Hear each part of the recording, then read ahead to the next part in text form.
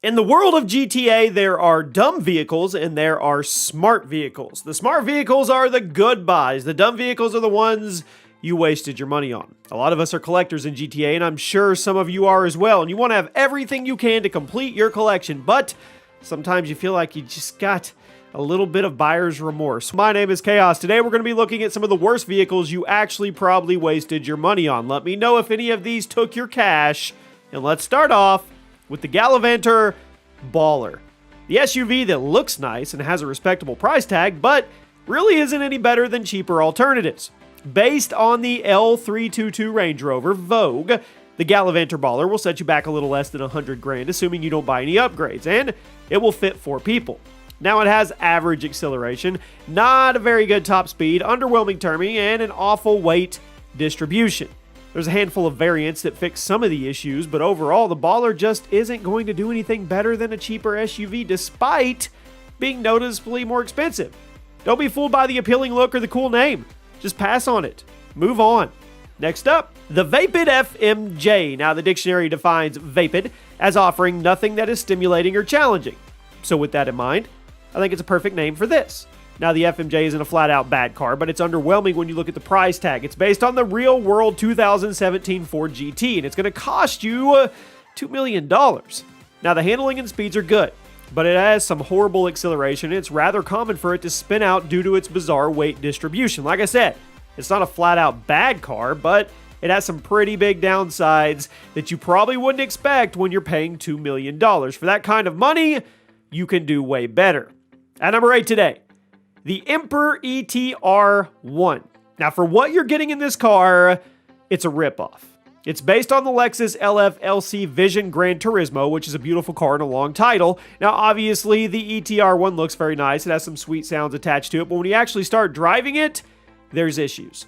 There's just really nothing spectacular about it, despite it having a ridiculous price tag of almost $2 million. If you've got the money to go around, I guess it could make for a nice joyride, I guess, and even an occasional race. But if you're actually going for wins and performance, you can do way better for way less money. It's way too expensive for the product you're getting.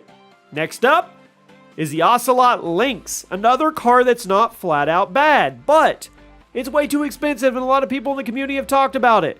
The Lynx is a 2-door sports car based on the real-world Jaguar F-Type, which is one of my favorite cars, and it's going to cost you about $1.7 million at Legendary Motorsports, so you can expect some really good stats, right?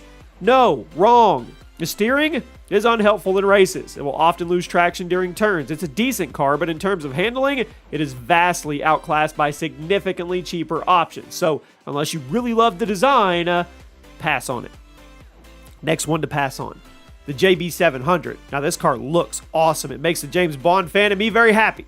But it gets a spot today because of the lack of features despite having a giant price tag.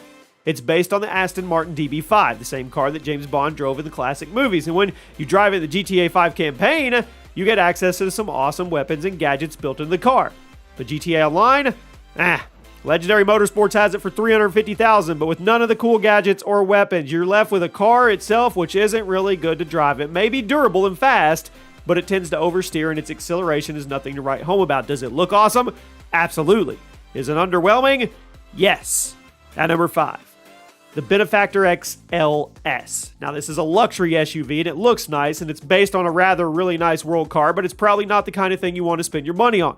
It's based on the Mercedes-Benz GL. It's going to set you back $250,000 at Legendary Motorsport. It can only carry 4 people despite obviously having more than 4 seats, and it also doesn't have impressive stats to write home about. It's got heavy weight, large size, body rolls are going to happen, top speed is underwhelming. It's nice for luxury and cruising, but if you're trying to go for a good car for mission and heists, nah. Next up, the Lampadati Viceris.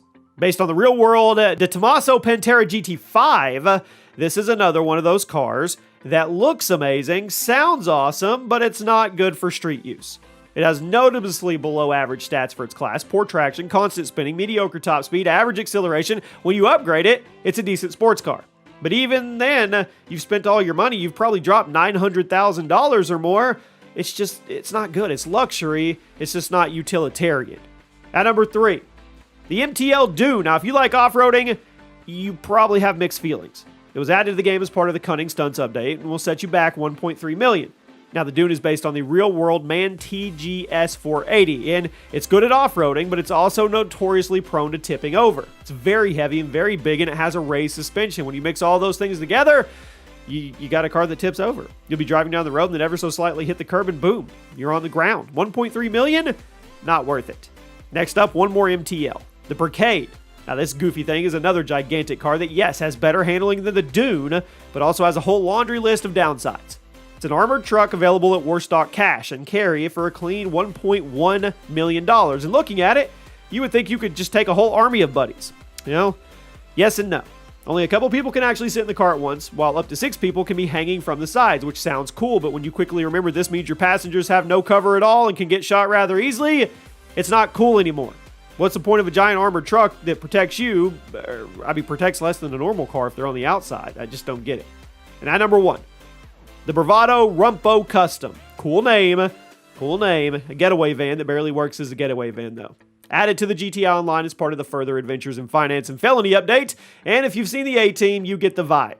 Based on the Sports Mobile Classic 4x4, and it's available for $130,000 at Southern San Andreas Super Auto, so it's cheap, but you need a lot of money to upgrade it, and even when you pimp it out, it's not going to handle very well. The suspension is your worst enemy, as the whole car will turn over while performing basic turns or braking, which that's not a good getaway van. It doesn't have top speed, it doesn't have acceleration. Once again, not a good getaway van. It looks cool, it's classic, it's got nostalgic vibes, but other than that, it's crap. And there you have it. Those are some of the dumbest vehicles you could waste your money on in GTA. Let me know if you've bought any of these, and I'll see you soon.